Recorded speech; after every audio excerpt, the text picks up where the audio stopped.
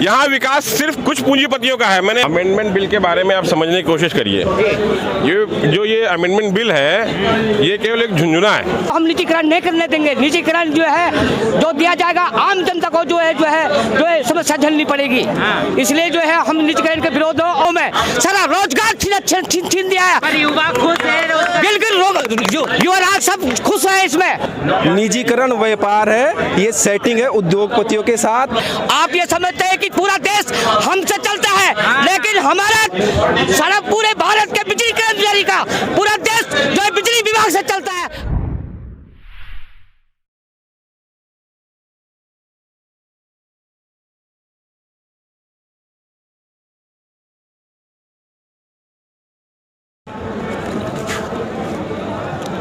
नमस्कार, मैं उर्मिला और आप देख रहे हैं VMI न्यूज़।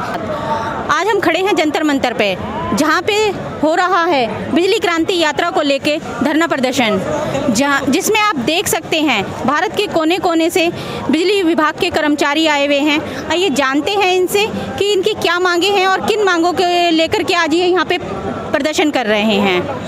हाँ, नाम है आपका?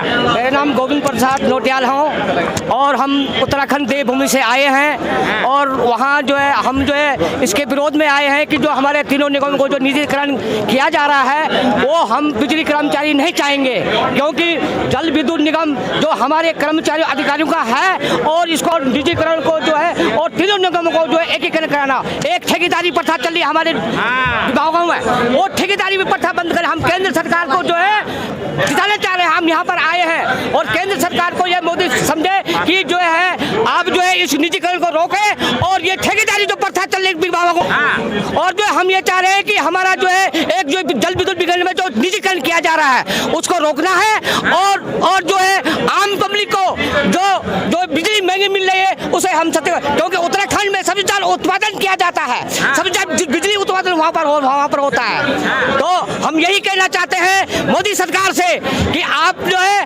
हमारा निगमों का निजीकरण रोकिए और तीनों निगमों का एकीकरण कीजिए। आप ये समझते हैं कि पूरा देश हमसे चलता है, लेकिन हमारा सारा पूरे भारत के बिजली कर्मचारी का पूरा देश जो है बिजली विभाग से चलता है। अगर हम 1 घंटे के अंदर अगर बिजली बंद कर देंगे तो सारा देश हिल जाएगा। अभी उन्होंने क्या समझा है, इसलिए हम जो है उनको विज्ञापन दे रहे हैं और जय भारत जय उत्तराखंड, बस मैं यहीं पर कहना चाहता हूँ। धन्यवाद। उत्तराखंड ऋषिकेश से निजीकरण का विरोध क्यों? देखो, निजीकरण सबसे पहले तो जो आम उपभोक्ता हमारे हैं उनका जो बिजली हम 2 रुपये 2.5 रुपये उत्तरांचल में दे रहे हैं वो 10 रुपये 11 रुपये बिजली हो जाएगी। तो सबसे पहले हमें अब जो उपभोक्ता है उनको लेकर चलना पड़ता है, फिर कुछ नुकसान कर्मचारियों के भी है, इसलिए निजीकरण का विरोध किया जा रहा है। पर सरकार तो कह रही सब्सिडी में भी इजाफा होगा। नहीं, सब्सिडी का हाथ देख तो रहे, जो निजीकरण हो चुके हैं उन राज्यों के हाल देखो। ये दिल्ली के देख लो, दिल्ली में कुछ 11 रुपये 9 रुपये बिजली रेट चल रहे हैं, तो कहाँ सरकार फायदा देगी? सरकार तो अपना सोचेगी ना। निजीकरण एक विकास है, ना कि पूंजीपतियों के हाथ सौंपने वाली सरकार। देखो, जो भी चीज़ निजीकरण की है वो पूंजीपतियों के हाथ मजबूत करने के लिए है, ना कि विकास के लिए। जब ये पहले भी निजीकरण रहे हैं, अब जब राष्ट्रीयकरण किया गया है तो गवर्नमेंट पब्लिक का फायदा हुआ है। निजीकरण में तो पब्लिक का नुकसान ही है, आम उपभोक्ता का नुकसान है, कर्मचारियों का नुकसान है, सबका नुकसान है। हर चीज़ महंगी होंगी, वो तो अपना बेनिफिट देखेगा। हम लोग सरकार जो गवर्नमेंट में ये डिपार्टमेंट चल रहे हैं, बात करें बड़े बड़े देशों की तो वहाँ पर भी निजीकरण है, पर वहाँ तो विकास हो रहा है। नहीं, वहाँ की सुविधाएं फैसिलिटी अलग है, हमारे देश की अलग है, परिस्थितियाँ अलग है, भौगोलिक परिस्थितियाँ फर्क है ना। जी जो विदेश दौरा करते हैं उसमें यही नीति तो अपनाते हैं वो। नहीं, विकसित देश में अपनाते हैं, हमारा देश विकासशील है अभी। और मैं अपने उत्तराखंड की बात करता हूँ। उत्तराखंड में अभी भी इतनी भौगोलिक परिस्थितियाँ हैं, क्या 20-20 किलोमीटर लाइन ले जानी पड़ती है। तो वहाँ 20 किलोमीटर जहाँ लाइन गई है किसी गाँव में, क्या मोदी जी वहाँ निजीकरण कर देंगे? एक शहर है ऋषिकेश, देहरादून शहर है हमारा, रुड़की शहर है, वहाँ तो निजीकरण चल जाएगा। करें ना, उस गोपेश्वर में निजीकरण करें, गैरसैंण निजीकरण करें, हमारे उच्च हिमालय क्षेत्र है वहाँ निजीकरण करें, तो तब तो पता निजीकरण वो लेंगे तैयार होगा।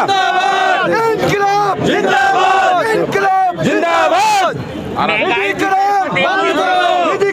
बंद करो, अमेंडमेंट बिल वापस लो। महंगाई की दर को देखते हुए निजीकरण किया गया था। हाँ, सबसे पहले तो भाई साहब ये जो महंगाई है ये बिजली निजीकरण से और दुगनी हो जाएगी जी। और हमारे एक ही मांग के लिए हम इकट्ठे हुए हैं, पूरे ऑल इंडिया से इंजीनियर, हमारे अधिकारी, कर्मचारी सब इकट्ठे हुए हैं कि जो अमेंडमेंट बिल पेश किया जा रहा है अगले संसद सत्र में, उसको वापस लिया है। 2022 में जो पेश किया जा रहा है उसे वापस लिया जाए। अमेंडमेंट बिल के बारे में आप समझने की कोशिश करिए। ये अमेंडमेंट बिल है, ये केवल एक झुंझुना है। आप इसको बहुत तरीके से समझिए कि अमेंडमेंट बिल है क्या। इस बिल में एक प्रावधान ये है कि कोई भी नए फ्रेंचाइजी आ जाएगा, बिजली बांटेगा, लाइनें होगी हमारी, जिसमें कि हमारे स्टाफ ने काम किया हुआ है, जिसमें कि सरकार ने पैसा लगाया हुआ है, और उसमें केवल वो बिजली रन करेगा और मुनाफा कमाएगा। दूसरी बात, उसको ये चॉइस दी उन्होंने कि वो जिसको चाहे उसको बिजली दे, तो बिजली किसको देगा? उद्योगपतियों को, कंपनीज को। तो जो हमारा सेक्टर गरीब है, जो किसान है, जो दलित है, उसको बिजली मिलेगी नहीं, या तो महंगी दरों में बिजली खरीदने को मजबूर होगा। तो ये कहना कि नहीं अमेंडमेंट बिल से कुछ फायदा होगा, ये एकदम कोरी बकवास है। इसमें कहीं दूसरी बात समझिए, आज भी आप ड्राइविंग के लिए लाइसेंस लेने जाते हैं तो अप्लाई करते हैं ना कहीं पे, और उस ड्राइविंग लाइसेंस मिलने के बाद ही आप गाड़ी चला सकते हैं।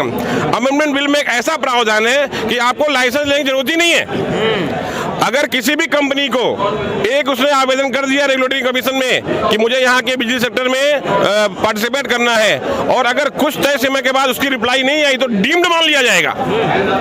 ये पहली बार ऐसा हो रहा है कि गाड़ी चलाने के लिए तो आपको लाइसेंस चाहिए, लेकिन बिजली जैसा सेक्टर चलाने की लाइसेंस की जरूरत नहीं है। पर सरकार कहती है सबका साथ सबका विकास।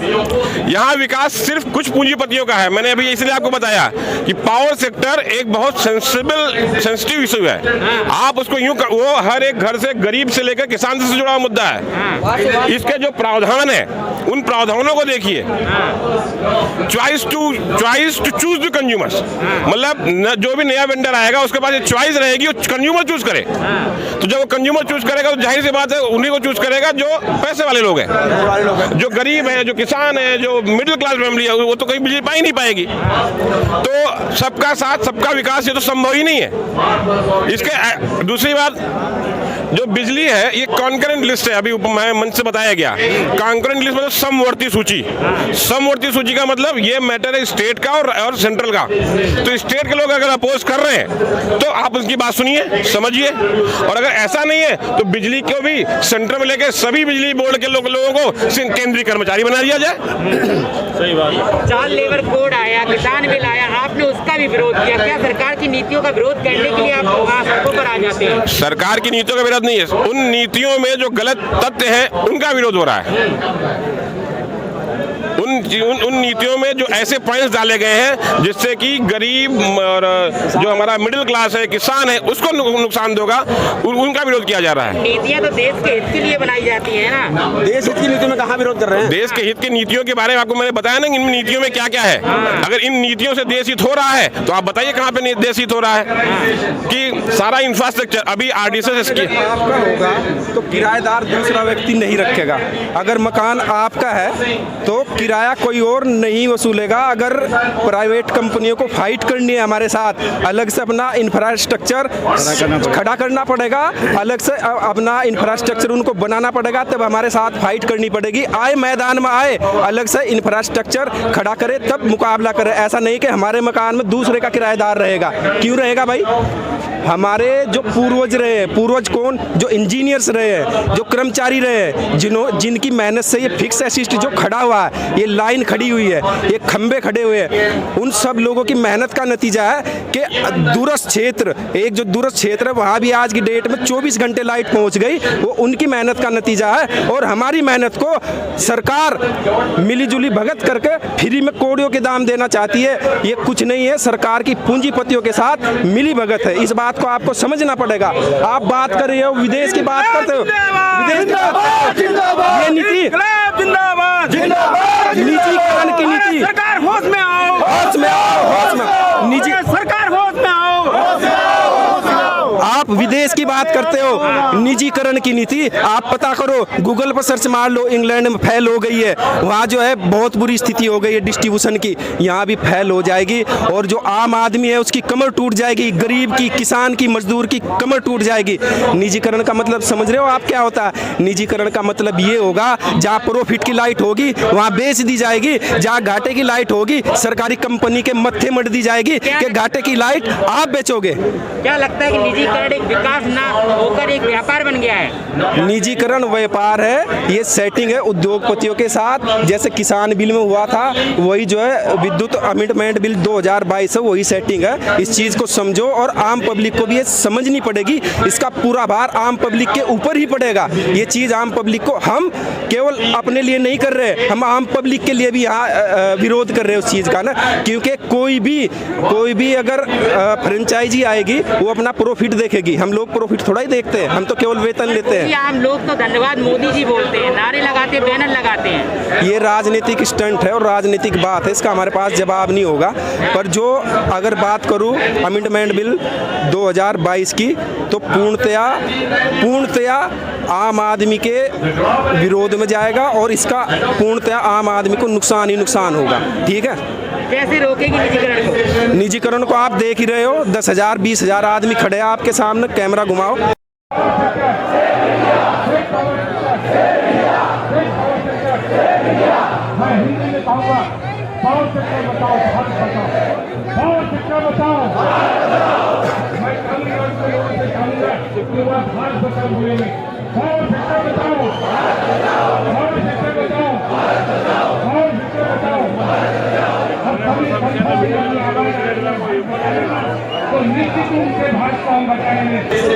जनता का जोश, 10,000 आदमी यहीं खड़े। तय रहा कि इस बार मोदी सरकार नहीं आएगी। सरकार के बारे में हम कह नहीं सकते, वो तो खैर लोग अलग मामला है, सरकार का अलग मामला है। सरकार को यहाँ विरोध करना है, हम तो केवल अमेंडमेंट बिल का विरोध कर रहे हैं। उर्मिला, VMI न्यूज़ से कैमरामैन मोहित चौधरी के साथ। जय हिंद, जय भारत, वंदे मातरम।